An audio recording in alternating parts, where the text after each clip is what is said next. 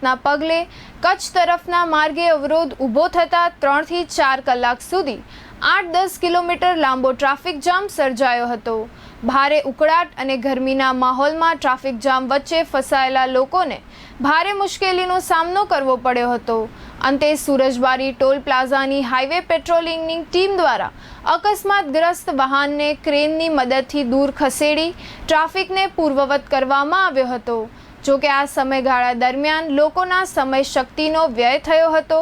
આ અંગે સ્થાનિકેથી પ્રાપ્ત વિગતો મુજબ કચ્છની ભાગોળે હરિપર બ્રિજ નજીક રાષ્ટ્રીય ધોરીમાર્ગ ઉપર મોરબી તરફ જતી ટ્રક અચાનક બ્રેક તથા પાછળ રહેલું ટેન્કર તેમાં અથડાઈ પડ્યું હતું, જેને લઈ માર્ગમાં અવરોધ ઊભો થતાં છેક સુરજબારી બ્રિજ સુધી 8 થી 10 કિલોમીટર લાંબો ટ્રાફિક જામ સર્જાયો હતો।